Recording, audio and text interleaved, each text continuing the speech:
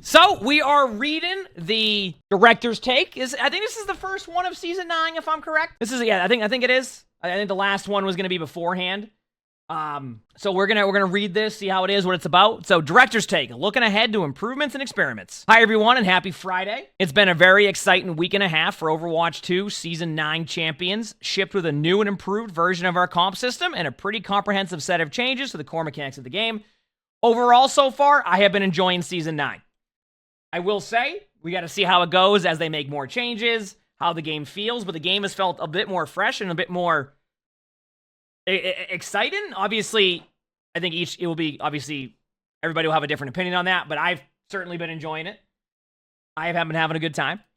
We're incredibly invested in these changes having a positive impact on the game and are committed to making rapid iterations to them to make that happen. In fact, earlier this week, we made our first pass at tuning with a set of refined projectile sizes and health changes for some of our heroes. We'll keep an eye on how these play out in order to inform you of our next set of changes.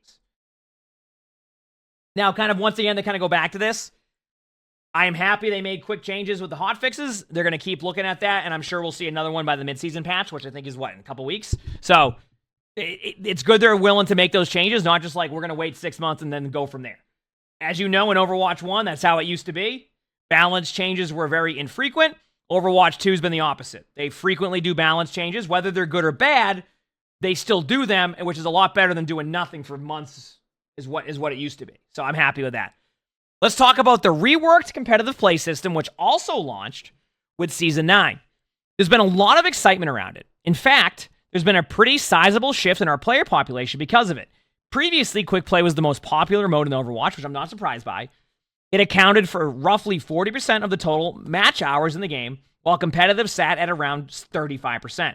So that means that, 25% of that left over is basically like arcade and like custom games and things like that. So it's interesting to know those numbers. You don't really know those too much. So those numbers have since shifted, and competitive play now makes up about 45% of match hours, with Quick Play around 32%. Now, just to kind of talk about this very quickly here, like in general with like comp and all that, when you have a comp system that is more rewarding in the sense that like after every game you get more updates, I am not surprised to see that there's more people playing comp now, because the comp system from Season 1 to Season 8 was not ideal. It didn't have a good feedback loop, and it felt like you had to wait forever to get those like results. Now, this isn't about matchmaking and things like that. The Season 9 comp changes have been good for Overwatch. Obviously, there's going to be some things here and there. There's going to be discussions about stacks, etc. But overall, it's been good for Overwatch. It's been enjoyable to see. People are grinding comp more. People are having fun, and we love to see that, right? Because comp has been stuck on this since Overwatch 2 released, and I have a feeling. I'm not guaranteeing this, but if they had launched Overwatch 2 with this type of comp, I could have seen those earlier seasons and even more seasons having more people interested in comp, because a lot of people and a lot of the feedback I saw initially was like, dude, I'm waiting like 20 games to be able to see any results. Like that's not fun for people. It's not a good feedback loop, and it's not enjoyable. Like you're just sitting there waiting game on game. Like imagine if you can only play like 3 or 4 games a night. You go 3-0 and you still don't get any positive feedback from that. Next day, after going 3-0, you're not playing as well. The next thing you know, you're 3-3, and now you know your competitive card was going to go nowhere with that. So this change, of course, is I think going to make ranked feel better, and I'm not surprised to see those numbers. It's also the new thing, so I imagine those numbers will go back down to about 40%. But like still, it is really cool to see that much of an uptick. A 10% uptick on a player base is a lot, by the way. All right. An interesting thing to note here is that the total number of hours that people are playing Quick Play isn't down. It's just that people are playing a lot more competitive play, which I'm not surprised by. We're really excited about this and take it as confirmation that people would like to see more changes and improvements to that side of the game, as well as systemic PvP improvements. Yes, if you make the game feel fresh, people will at least try it, right? That's why you know how I've been talking about a chat where I've been kind of like, I've been hoping that people don't get stuck, like they don't get stuck in that like endless loop of just trying to buff Orisa, then nerf Orisa, then buff Roadhog, etc. Because all we saw was the same like balance loop. So I'm hoping that with these new changes, that also goes away from that same balance loop, and then now we have more of these improvements, or they're willing to make more stuff. Thank you. So that's where I see with that one. Speaking of improvements, we'll be making more changes in mid-season 9 and Season 10. And now this is where it gets spicy, which I'm also excited for. One of the largest of these will include the removal of grouping restrictions in Season 10. So Season 10 will get rid of grouping restrictions, which means that anybody from Champion, all of that means you'll be able to play. This is the wide range group they talked about. So if you're in Diamond right now and your new friend is in Bronze, you will be able to queue with them and play with them.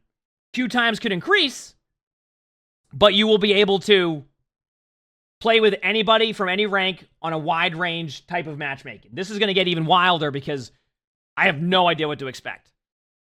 One of the we'd like people to be able to play with their friends in every area of the game, which, by the way, I agree with.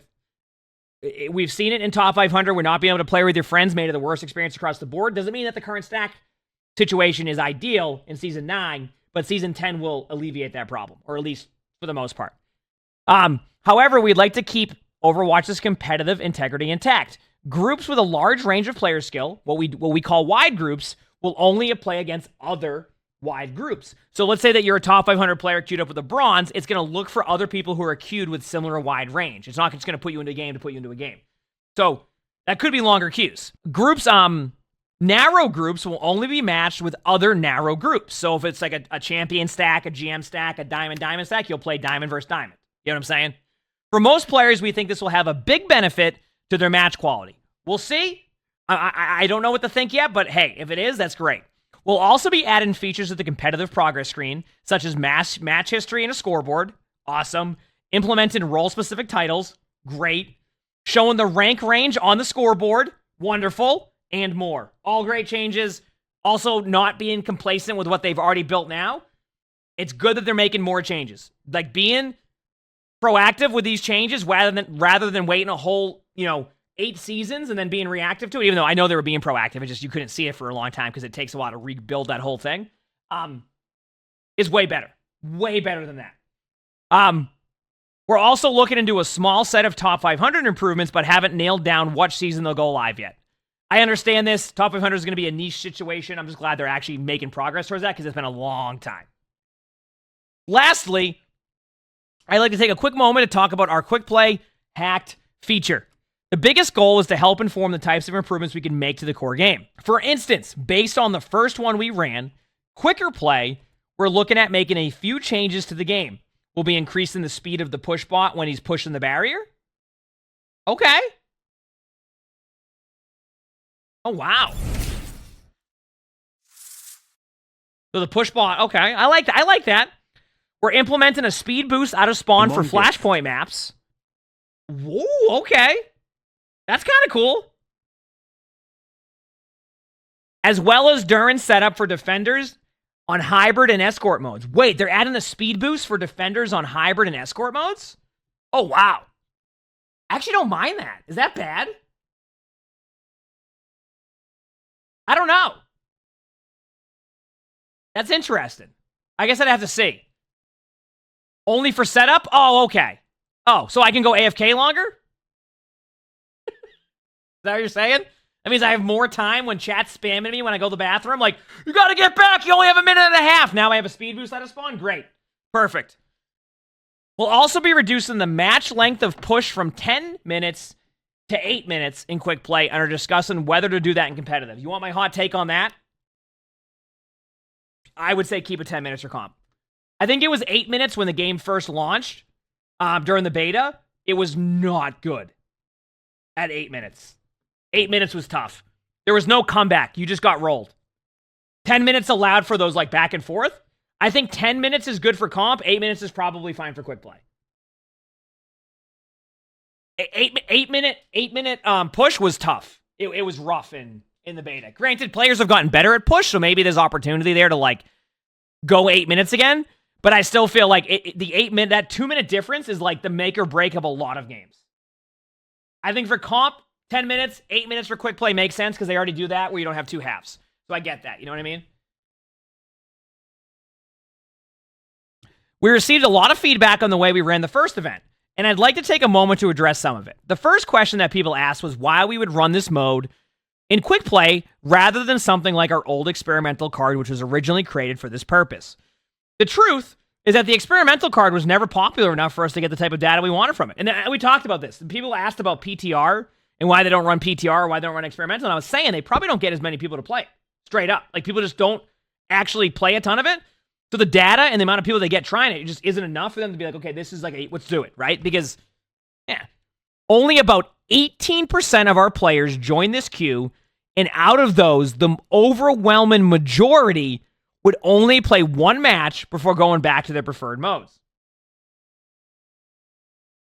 We'd like to get longer-term data and feedback on these tests than what experimental was giving us. I mean, that truthfully is, if people are trying it once and they don't play it again, you're not getting that same data. Now, if they get 35% of people playing quick play on these new modes, and that's way more from the player base, and they're getting more multiple game data rather than just one game. It's difficult for everyone, devs or players, to make an assessment of a game-wide change in just one match. Oh, I agree. That's why whenever people are like, hey, what's your take on this exact change within 3 minutes of it? I usually go, I need more time. I'm going to be honest with you. I generally don't get really, like, aggressive with the takes right away at the beginning of a patch or something that I see, because it's like, remember what the reaction was to the passive that heals after 5 seconds? It takes like a year and a half to get healed up. Remember the reaction to that?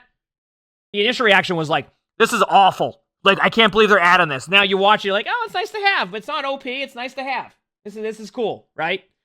So I try to give it a little bit of time to see how it plays out. That's also why I say what I talk about at the beginning of a season might be different from mid-season, right? That could change because there's more play time, more things happen, and is it the strats to react to the patch before I try it? True. All right.